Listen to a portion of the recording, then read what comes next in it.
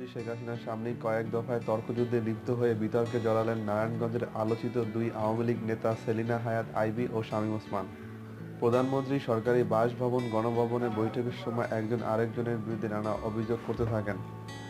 অভিযোগ খণ্ডনের সময় একে অপরের প্রতি আঙুল উঁচিয়ে কথা বলেন। তাদের এই আচরণে বিরক্ত হন প্রধানমন্ত্রী।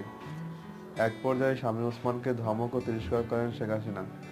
এ সময় নারায়ণগঞ্জ সিটি কর্পোরেশন নির্বাচনে মেয়র পদের দলীয় মনোনয়ন পাওয়া আইভীর পক্ষ অবলম্বন করে বক্তব্য দেন দলীয় প্রধান।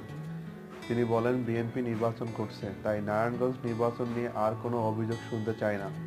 সবাইকে একযোগে কাজ করার নির্দেশ দেন এবং আইভীর পক্ষে কেউ কাজ করছেন না এ ধরনের খবর তার কানে এলে তিনি ব্যবস্থা নেবেন বলেও জানিয়ে দেন।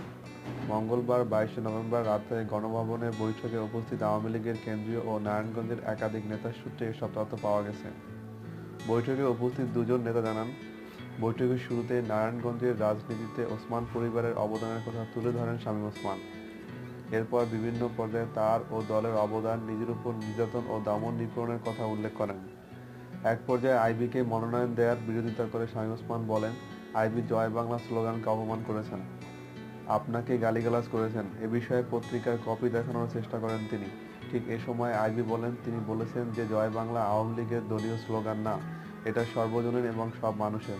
তখন প্রধানমন্ত্রীও বলেন, তিনি বিভিন্ন সময় বলেছেন জয় বাংলা সর্বজনীন স্লোগান। দলীয় প্রধানকে কখনো গালি দেননি উল্লেখ করে বৈঠকে আইভী বলেন, শেখ হাসিনার আশীর্বাদ নিয়েই তিনি রাজনীতিতে এসেছেন। দলীয় প্রধানকে গালি দেওয়ার বিষয়টি প্রমাণ করতে পারলে তিনি নির্বাচন করবেন না। এই অপবাদ তিনি বহন করতে পারবেন না। এ সময় তাদের দুজনকে থামতে বলেন প্রধানমন্ত্রী।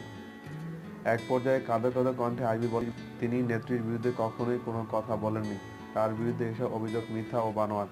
প্রধানমন্ত্রীও তাকে সান্ত্বনা দিয়ে বলেন, কে কি করেছে সেটা তিনি জানেন।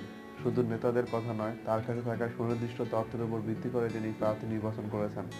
বৈঠক সূত্রে জানায়, দলীয় প্রধান শেখ হাসিনা এক পর্যায়ে শামীম ওসমানকে ধমক দিয়ে থামিয়ে দেন ও তিরস্কার করেন। বৈঠক শেষে আওয়ামী লীগের সাধারণ সম্পাদক ওবায়দুল কাদের সাংবাদিকদের বলেন, নৌকার প্রার্থীকে বিজয়ী করতে দ্বিমতের কোনো অবকাশ নেই। দল করলে দলের নিয়ম শৃঙ্খলা সবাইকে মানতে হবে।